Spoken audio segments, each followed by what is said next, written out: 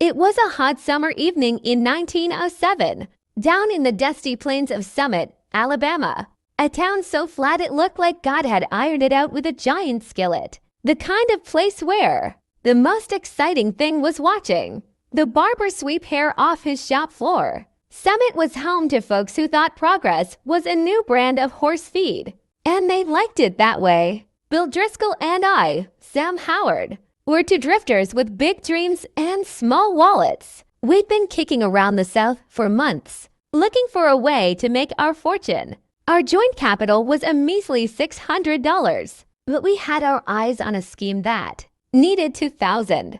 More a shady real estate deal up in Western Illinois that promised to make us rich, or at least keep us out of jail for a while. We were sitting on the creaky steps of Summit's only hotel, swatting mosquitoes and sipping lukewarm lemonade, when the idea hit us like a runaway wagon. Kidnapping, Bill said, his eyes gleaming like a raccoon's in a lantern's glow. It's quick, it's clean, and these small-town folks won't see it coming. I leaned back, chewing on a piece of straw. Kidnapping, Bill? That's a bold move. Who are we gonna snatch? Bill grinned, showing a gap where a tooth used to be. A kid. Rich folks around here love their kids more than their money. We picked the right one, send a ransom note, and we're set. Now, Summit wasn't exactly New York City. The town had one main street, a general store, a church, and a horse feed shop that doubled as the local gossip hub. We figured the folks here were so trusting they'd leave their doors unlocked and there, kids running wild. Plus, the local sheriff was more interested in his fishing pole than his badge. It seemed like the perfect setup. After some scouting, we settled on our target, Johnny Dorset, the 10-year-old son of Ebenezer Dorset, who owned the biggest horse feed store in Summit and was set to have a safe stuffed with cash. Johnny was a freckle-faced, red-headed whirlwind of a boy, always tearing through town with a slingshot in one hand and a stick in the other, pretending to be a cowboy or an Indian chief. The kid had a reputation for trouble last week. He tied a firecracker to a cat's tail and nearly burned down the post office. If anyone was ripe for kidnapping, it was Johnny. We spent a few days planning. Bill, who fancied himself the brains of the operation, drew a map of Summit on the back of a wanted poster not ours, thankfully. We'd grab Johnny while he was playing near the creek, take him to a cave we'd found in the hills, and send a ransom note demanding $2,000. Simple, right? We didn't know then that we were about to step into a hornet's nest wearing nothing but our ambitions. The next afternoon, we hid behind some scrubby bushes near the creek, where Johnny was busy throwing rocks at a frog. He was a wiry kid, all elbows and knees, with hair so red it looked like his head was on fire. He was singing some nonsense song about scalping settlers, which should have been our first clue that this wasn't going to be a walk in the park. Bill, who was bigger and louder than me, stepped out first. "Hey, kid," he said, trying to sound friendly. "Wanna go on an adventure?" Johnny stopped mid-throw, a rock dangling in his hand. His eyes narrowed. "Who are you, mister? You look like a couple of train robbers." I stifled a laugh. The kid wasn't wrong. Bill's hat was so beat up it looked like it had been through a stampede, and my coat was patched in 3 places. But we pressed on.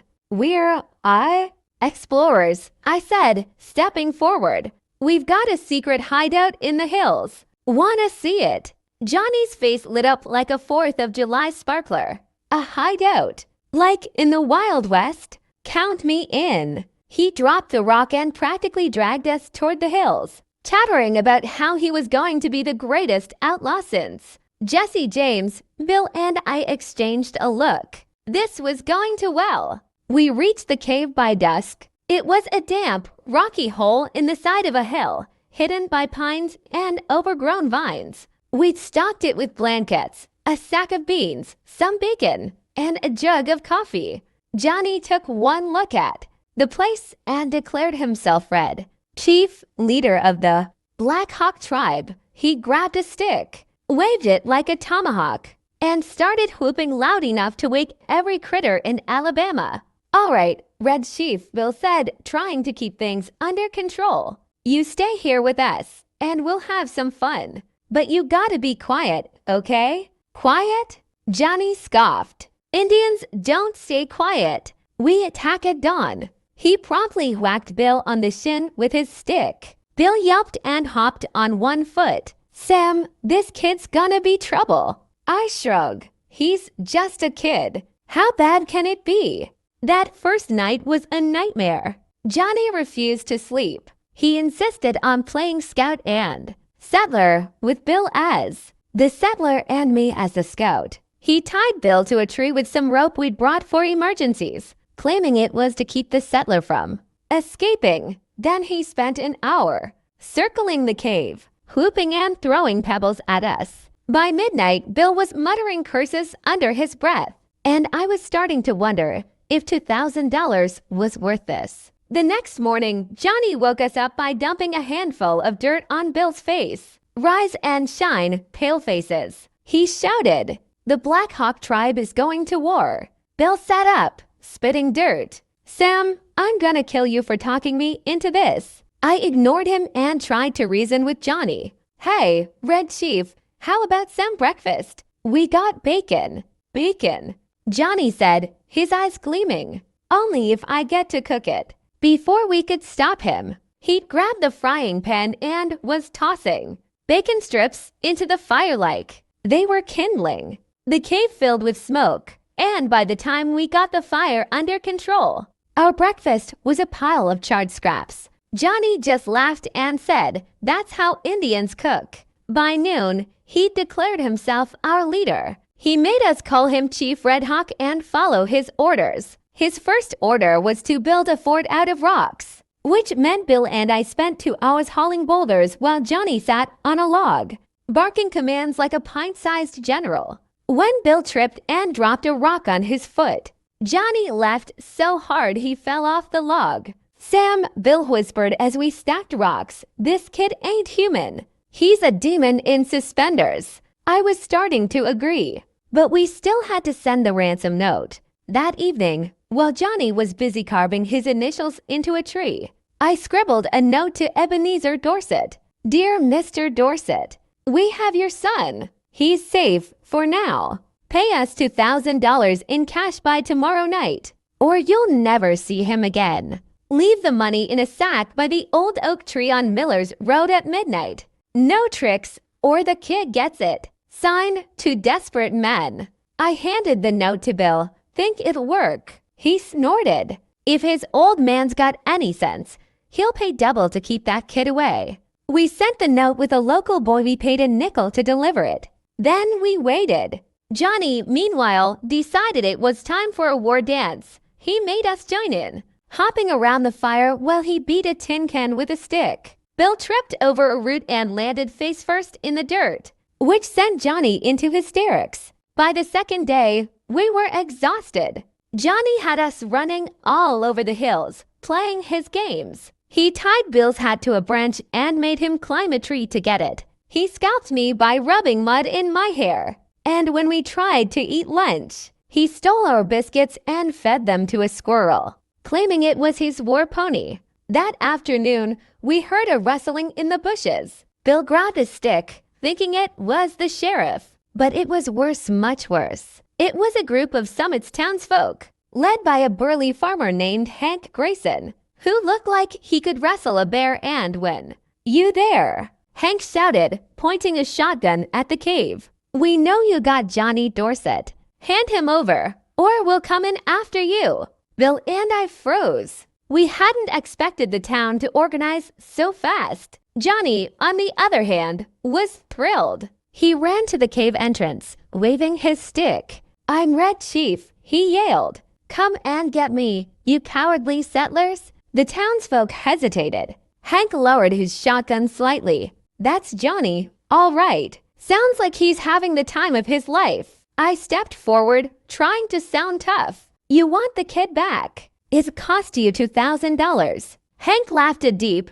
booming laugh that echoed off the hills. $2,000 for that little terror. You boys must be dumber than a sack of hammers. Johnny chose that moment to throw a rock, which hit Hank square in the chest. The farmer's face turned red. "All right, that's it," he roared. "We're taking him back." But Johnny wasn't done. He grabbed a handful of pebbles and started pelting the townsfolk, shouting, "You'll never take Red Chief alive." The men ducked and scattered, clearly not prepared for a 10-year-old tornado. Bill leaned over to me, his voice low. "Sam, we're in over our heads. This kid's gonna get us lynched." I nodded. "Let's cut our losses. Maybe we can negotiate." We called out to Hank, "All right, how about $800? We'll give you the kid. No trouble." Hank rubbed his chin, then grinned.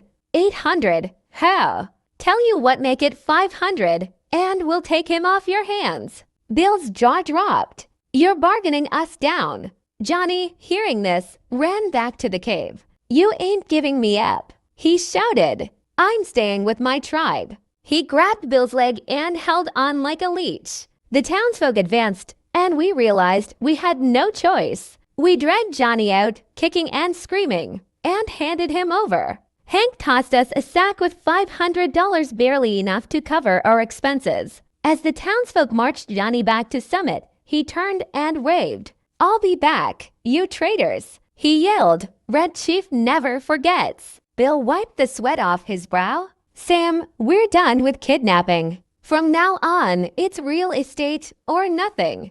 I nodded, too tired to argue. We'd lost our chance at the big score, but we'd gained something else. A hard lesson about underestimating a red-headed kid from Alabama. Back in Summit, we heard rumors that Johnny had told everyone he'd had the best adventure of his life. Ebenezer Dorset, it turned out, wasn't too eager to have his son back either. Some said he'd considered paying us to keep Johnny longer. The $500 got us out of town, but it wasn't enough for the Illinois deal. We ended up in a boarding house in Georgia, licking our wounds and swearing off schemes involving kids. As for Johnny, he became a local legend. Folks said he started his own tribe with the neighborhood kids, leading them on imaginary raids and driving their parents crazy. Years later, I heard he'd grown up to be a circus performer, swinging from trapezes and telling wild stories about his